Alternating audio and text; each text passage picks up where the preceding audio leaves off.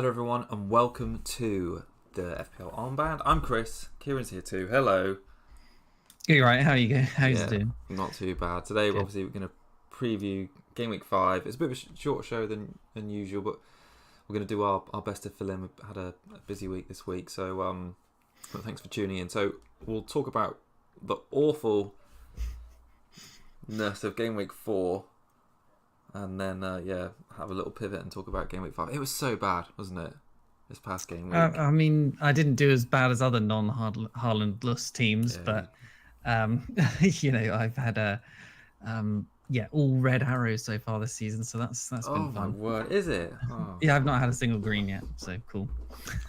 I think I had two. Game week 2 and 3 were green, and then I just sunk back down to like 3.2 million now. It's I savage. don't even know how you're below me. How's that happened? I I'm only know, 2 million rank, and I've not owned Haaland all season. I know. I had a nightmare this weekend with the transfers. Let's get on to Of course you did, yeah. that. I'll just go through mine quickly first. So I was so sure that Trent was going to come in for Saliba at the start of the game week. I was thinking there's a guarantee like uptick on that because clean sheet looked pretty nailed on. There was loads of attacking potential there. I didn't think that was going to backfire. So obviously that backfired. And then I was contemplating for age whether to do Saka and Bruno out. And on Saturday morning I did it for Salah and Minty. And oh my gosh, point swing was horrendous. I think I worked out if I'd just sat on my team and not done any moves, Saliba, Saka, and Bruno would have got like 17 points, and I took a hit to do it, so I gained 1 point, so I was like 18 points down. It was just savage. But a lot of people were in the same position because they got rid of Saka, but it's just Yeah. But it was a bad outcome. I mean, how do you feel about it going into the next few weeks? Yeah, happy. Well, I sort of earmarked game week 6. Pretty sure I'm still going to wildcard them because there's so many like little problems in my team. Well, sort of Konsa is obviously a problem. Muniz is a problem. I don't like the balance of having Salah and Haaland still. Henderson's been pretty crap. I might get an Arsenal defender back again. So yeah, and Brentford. So there's a few things I'd definitely like to change for game week 6. But the team looks okay for this game week. As if Isak's fit. But yeah, we'll talk more about that in a minute. Let's talk about your team. So you got just bailed out by Haaland, didn't you? Did you even start Smith Rowe this week? Yeah, I did. Did you get what he subbed? Right, okay. Yeah, I started Smith. So yeah, Smith Rowe and Haaland were the only ones that actually did return for me this game week. So yeah, it was poor. And then to bin off 3 people that did return was not good. Right, I put your Merry Soldiers up there as well. Yeah, so 45, obviously 1 point below you. So I did Hall to dunk, and to see Hall starting was kind of annoying. Yeah. But they conceded, didn't they? I can't remember what happened in that game. They did, 2-1. Yeah. Okay. Yeah, so yeah, Dunk came in 6 points. It was a free transfer, so no points lost for hits or anything. So that was nice. And then obviously Watkins coming in clutch with 13 points, which is great. He is fairly low owned by the sort of Twitter bubble, and people seem to just be put off by his minutes, which obviously I kind of get. And then Smith Rowe coming off the bench for João Pedro. I didn't really see that benching coming. Like nobody knew about this random knock at all. Like so, he just came back from his thing and from his internationals. Just he played like 45 minutes and not in the squad at all. Just so I think someone's on Twitter said or on X or whatever that like they had the chance. All these journalists were asking all these questions, and nobody even asked about João Pedro's fitness or at all. Nobody even mentioned it. So obviously, naturally, nothing was said about it. So yeah, it is what it is. And they haven't said whether he's. I don't think they've given any specific update to if he's going to be back or not. I heard it was something minor, just a knock, and he should be fine for the next one. But I guess we'll see. So I benched Saliba in favor of Porro, sort of attacking upside, I thought, and home fixture. Didn't think there'd be a clean sheet for Arsenal in there, so I got bit in there a little bit, but that kind of sucks. But Saka getting a return was decent. Coming in. Isaac off at halftime, annoying. Hopefully he's fine this week. The sort of eye injury is what it says on the. Yeah. So hopefully he's okay. Jota again, just a little bit disappointing. Yeah, he played 64-ish minutes in the Champions League, so hopefully that means he'll start again this weekend. But he didn't look great in the Champions League, as far as I've heard. So yeah, Bournemouth at home is obviously a great fixture for him, but he needs to be scoring in the first 60. Otherwise, he's probably getting off with no points again. So yeah, Rodgers as well. Like even last night in the Champions League for Villa, like he started and at first he started and there was 3-0, and he again didn't get any returns. Like all of the attacking all of the midfielders and Watkins all got a return, like a goal or assist, and he once again got nothing. And he's just flirting with any kind of points, isn't he? It's just yeah. He looks amazing. Good. He looks good though. I watched like the highlights of that game, and he's always in dangerous positions, and he obviously did well in pre-season. I think it's just unlucky that he hasn't returned yet, to be honest.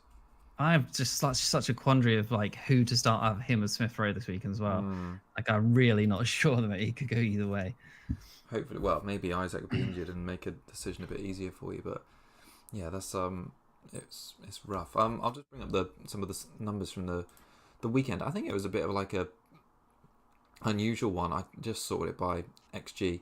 Mateta was an interesting like one this weekend. Obviously for me and a lot of other Eze owners, it was irritating to see him take a penalty, something which I was sort of like locked into thinking, oh, there's no question Eze's on pens and other set pieces for Palace. So to see that like in the 90 whatever minute that he stepped up and took it, and then afterwards Glasner said they're going to be sharing penalties and it's up to them to decide on the pitch. I feel like Mateta's such a big presence that he's just going to take them anyway. Yeah, who was fouled, do you know? I think it was Mateta himself. It might have been Sarr. No, I think it was Sarr off the top of my head. Yeah, I think he got the assist for the penalty. So yeah, it wasn't even like he won it. He played well, and I think it's taken like that for me to think he could be a better option than Eze for like when Palace's fixture was a bit better.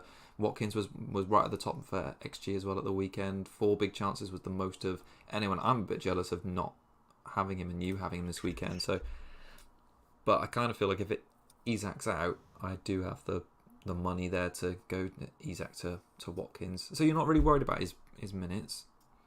Hey, Watkins? Yeah, I think he got that ankle knock, but Emery said it looked like it was going to be okay.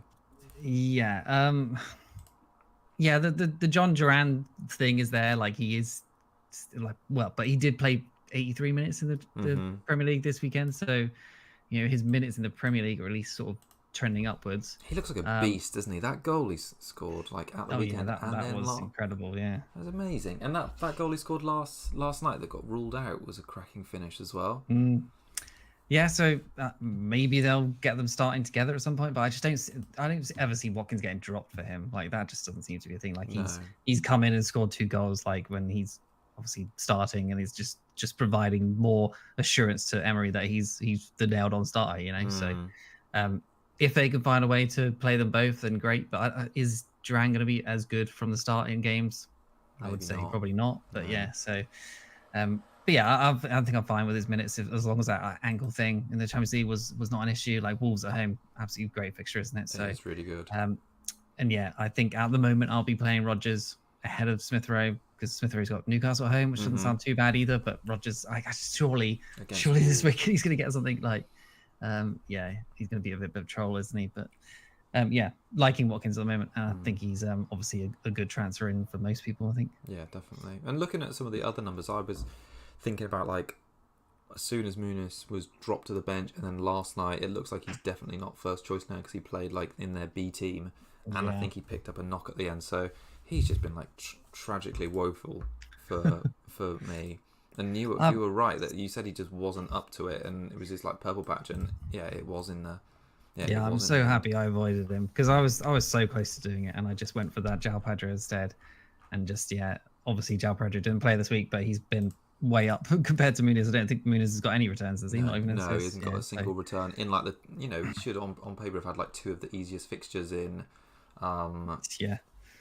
Ipswich and Leicester back to back, and he's just not done it. So I was a bit disappointed about that. But replacements, I was thinking of like who I would get in at that price bracket to replace him. Do you think? I mean, if Pedro isn't coming back for the weekend, do you think Welbeck's a good shout this week? His fixtures like long term aren't that great, but I'm just trying to think if people are on wildcard 6, who's like a plum forward to get in this game week.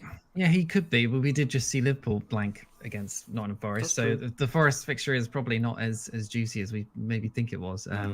Yeah, like that's the Liverpool game has probably made me rethink that this is so good, to be honest. Or like Welbeck is obviously they're at home and Brighton are scoring plenty of goals, so maybe it's not as bad as I'm maybe making out. But yeah, I'm definitely gonna be starting Pedro.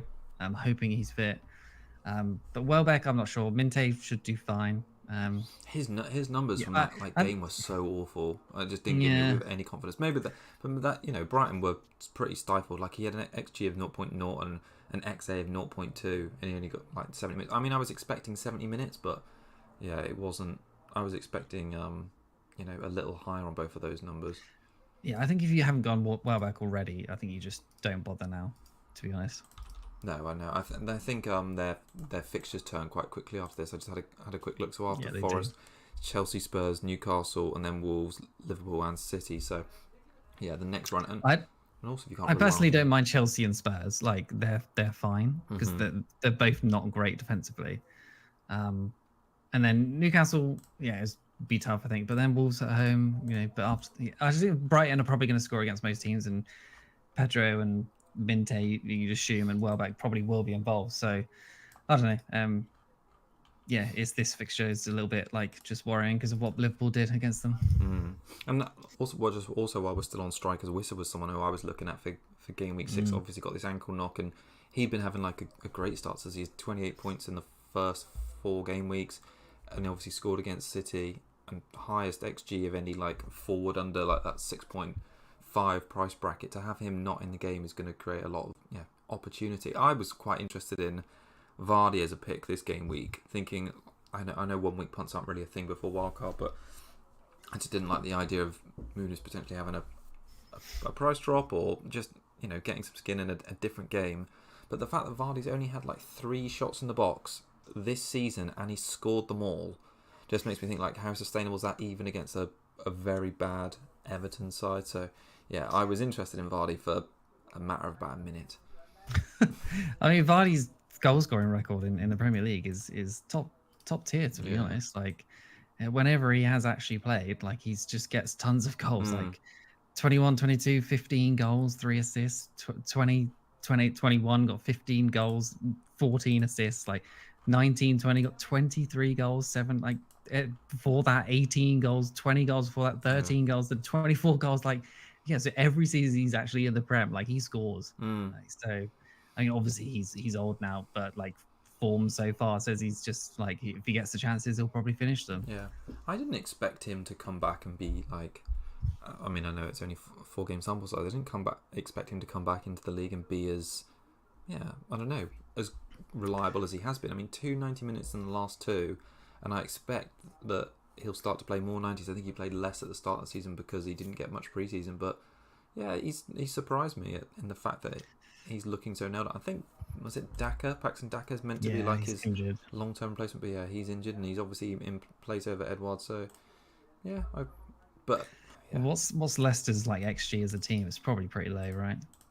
Let's have a quick look. Yeah, it's like second bottom behind Ipswich, or ahead of Ipswich. So 3.3 is obviously a big jump compared to Ipswich's 1.5. But so it's like his chances are going to be minimal. But if he's going to finish every one he gets, then who cares? I suppose. Yeah, absolutely. I mean, just looking at the XGC of like the expected goals conceded for this game week, and Everton up at 8.3, and they've not really played any big hitters either, apart from Spurs, I suppose, arguably. But this season they've played Villa, Bournemouth, and I suppose Brighton as well. So yeah, but there's some of their results just. What's the odds of like them going 2-0 up again and then losing 3-2? Yeah, I don't know. Imagine if you put a bet on that like 3 weeks in a row. Yeah. No, they've just not done well so far this season, and. Leicester. I wonder. It's a big weekend actually for like games at both ends of the table because you've got the this Leicester and Everton game, and you've got Ipswich and Southampton playing each other, based on like the start of the season, those four are basically right near the bottom for expected goals conceded and just number of points on the board. So yeah, it could be a weekend to work out who is essentially going to be relegation candidates this season. Yeah, and obviously talking of like Muniz replacing DCL was obviously one people started to look at as well. Yeah. But yeah, he's apparently ill, so won't. I think he's been almost pretty much ruled out. Sorry, for this weekend, which seems kind of early for someone who's just ill on a Wednesday or Tuesday to be like he's ruled out of the weekend because he's just ill. It seems strange to me, but his form's been okay, like 2 blanks in the first 2, but then 12 points and 6 points in the 2 after that. So he's started to pick up some momentum, and he's been playing good minutes as well, which is obviously rare for him. So he looks a little bit injury free at least. A shame. I guess look at the presses on Friday or Thursday, whenever it is for them. And hopefully he might get a pass of just being fit and people can get onto him. So well, I think he probably is a good option because those runner fixtures are really, really good, aren't they? So, I know. It's funny because if you're someone that plays the fixtures, which I kind of am a little bit to try and like get on board of the form, like someone like McNeil, he is like no way an FPL like exciting pick, but he has done well for that 5.5 million bracket. Like he's sort of on par with Smith Rowe if you were looking for a sideways move, and you know Calvert-Lewin obviously you just mentioned was performing at a similar level for slightly more expensive, obviously in a forward slot, but yeah, it's definitely not as reliable. He's not exciting, is he? Nah, I don't think I'd ever pick McNeil, like ever. It's just he's gonna start blanking. Like he will score in some games, but he's just not an FPL pick for me. No. All right. Is there anyone else you want to mention, or should we just have a look at our teams for the weekend and some of our considerations, what we might do? Yeah, let's move on. Yeah, let's go for it. It's a bit of a shorter show tonight, so let's start with your team. Okay, so 5 boys. Yeah, so at the moment, I do have Saliba on the bench. Obviously, I was hurt by benching him last week. They got 3 clean sheets out of 4 so far, but it is Man City away, so I guess that makes sense. But maybe I'll be bitten again on that, but probably not. I hope at least they can stop Haaland scoring more than 1. That would be great. So yeah, but Saliba on the bench. My quandary, as I said earlier, like Smith Rowe versus Rodgers to start is really the only decision I have other than Saliba. But Saliba, I think, is just nailed to the bench. So yeah, who do you think you would go for? At the moment, I'm starting Rodgers because I think probably on paper the Smith Rowe's fixture is harder. Yeah. But Smith Rowe showing way more, maybe not such like form. I guess he is in form of like points, but like Rodgers looks good on the eye test. So you know. Yeah, I think you're probably right, to be honest, to start Rodgers. Wolves have been worse than Newcastle defensively. So yeah, I think I like that play, to be honest. Yeah, I'd probably stick with it, even though I think Smith Rowe has been good so far this season. It's difficult because you're picking. You don't want to pick historical just because he's got points doesn't necessarily mean he's going to get some. But then you're trying to base it on the fixture. So yeah, I probably just about agree with you on that one, to be honest. Yeah, Salah's captain, probably the standout captain of the week. Bournemouth at home, great fixture. Bournemouth obviously been quite good, but they do concede goals at least. So yeah, Salah obviously blanked last week. I just kind of could see him being the first one to blank out of him and Haaland. So unfortunate, obviously, but yeah, blanks last night in the Champions League. So hopefully he's thirsty for more points this weekend. That'd be good. Saka, still going to play him. Obviously, I think he could probably get something against City. They're still liable to concede a couple. João Pedro, I'm going to start as well. He should be fine. Like, I've obviously got decent enough backup on the bench. Isak, unless I hear anything, I think he should be fine too. And it's a good fixture.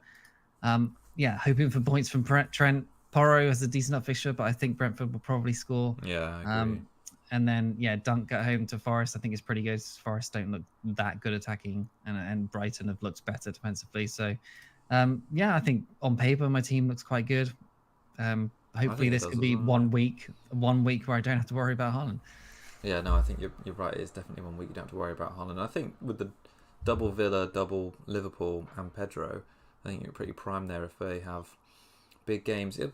I don't really see there's going to be like loads of rotation, even though it's like the first Champions League week of the season. But and maybe a little bit. It was interesting that Slot said last night that he was going to start Gakpo in the game at the weekend, but he came back a bit fresher. So that's kind of hints towards that he will make freshness based decisions in his front three, which is kind of fair enough, and you'd expect that. So I don't. Jota and Gakpo coming off early at the weekend maybe suggests that Jota and Gakpo could start, but then Diaz has been his starter in the Premier League, so I think it probably will be Diaz still. Yeah. So are you still thinking about wildcarding soon, or are you quite happy because you've not no plans to get Haaland still, or has this changed since last week? No, it's still not changed, but I'm thinking probably like a 7 wildcard, maybe 8, just because I want to keep Liverpool for those 2 for a 6 and 7 with those Wolves away, Crystal Palace away. I might move Jota off at that time if he starts like getting benched, but I want Salah for Wolves and Palace. So yeah, I'm thinking 7 or 8. Okay. Now. What, and then at that point you got any strong consideration to still keep Salah then and still not have Haaland, or are you just a bit too far ahead to think about? Not sure to be honest. I might pivot at that point because what's Haaland's fixtures like after 8? I haven't even looked. They're nice, they are. Well, actually, after 8, let me just double check. I know 7 he's got Fulham. I think 8 he's got Southampton at home, which is a game you'd probably want him for. So oh no, sorry, Southampton home's in 9. So it's Wolves away in 8, Southampton, and then Bournemouth, Brighton, Spurs. And then it's Liverpool, that's pretty good, isn't it? Yeah. He's just got this tricky game next against Arsenal, which I think might be another 0-0 or 1. No, you're right. I don't think he's going to do big hauling this game. Yeah, fair. Shame that I'm going to have to buy him for 15.3 if I go there. I mean, I like that 3 odd million that I'm going to have to like downgrade someone to would be probably getting rid of Trent in my team or something like that, which doesn't feel great. No, I like it. Okay. Any more to say on that one? No, just Watkins double race again would be nice. Oh yeah. Oh, I'd get the vice captaincy on. I mean, you probably haven't said that yet. Vice captaincy on Watkins. Yeah, I probably will put it on. Yeah. I think him and Rodgers look good for this week. Yeah. So here I look at this and just think it looks like a mess, but maybe it isn't too bad. So Henderson in goal, like you. I've got Trent, Porro, and Conser this week. So typical as well. Like I've played Conser twice this season against Leicester and against Everton, and they've conceded, and then he kept a clean sheet in the Champions League last night. I was like, come on, man. So frustrating. So I got that back line. The midfield is a bit of a mix at the minute, so you can tell it's a Salah and Haaland team recently. I've got Salah, Smith Rowe, Minty, and Eze. Obviously, Eze got another goal and assist last night in the League Cup game, so his numbers in non-Premier League competitions this season have been so good. So maybe finally United against Southampton. I know you didn't watch much of that one, but I watched the first half, and the game flipped when Onana saved the penalty, but they were so open against. I can see Palace winning, to be honest. Yeah, I could see them winning as well. Like I think there's a bit of even though as a United fan, there was like obviously the huge result last night and they won at the weekend, but I don't really think from watching that Southampton game anything's really changed, and I feel like if Palace are on it, they could easily win that game, and that I think is probably a better game for Eze to return, a bit like that Chelsea game where he's got slightly more space. So happy about that. Minty, obviously I don't really know what to expect there. Muniz has lost his place. I feel like the team is looking like it's ready for a wild card. It's like limping towards one. Could maybe play it this week, and leave some Arsenal players on the bench, but that would just be such a bad decision after taking a -4 last week just to get Salah specifically for this. So I don't really think I can do that. And then obviously talking about Isak, I agree. I think he's probably going to be all right. If he's not, I'm going to get Watkins. If Muniz is out, I've got enough money to do Winks to Rodgers and play Rodgers because I think that fixture looks good. Or I can get any forward under like 6 million, and I'd maybe get João Pedro if he looks like he's going to be fit. So Yeah, there's a couple of different options to get on one of those fixtures. I don't necessarily like the double up against Forest. You're right, because they were good defensively last week. So Yeah. maybe more likely I get Rodgers. So I've got an attacking output in that game. So yeah, well, I'll see about that. What do you think? Or lack of attacking output in that game. Yeah, true. Yeah, eye test output. Yeah. I don't know. What do you think you do with Muniz? I'm definitely going to get rid of him. I'm just trying to think who else is... that's why I came across like Vardy and even DCL, because I thought that game was going to be quite open, but What's that? Evan Nilsson's fixtures for Bournemouth. I think they're quite tough, aren't they? He's playing away against... Well, you got to remember, I'm probably going to wildcard in game week 6, so it's only just probably going to be... Punt, yeah. Yeah, I mean, 1 week punt... Vardy then, yeah. Yeah, he's only had 3 shots all season. I don't know about that. But yeah, it may be Vardy. I think it's probably him or João Pedro, I guess. Yeah. Yeah. No, but I'm pretty sure Muniz isn't going to start, and I don't fancy Robinson keeping a clean sheet against Newcastle, and it seems counterproductive playing Isak as well. So it's either Winks to Rodgers and play 3-5-2. Who's Brentford got this week? Tottenham away. Okay, would you consider that Sharda guy? Because obviously Whistler's out.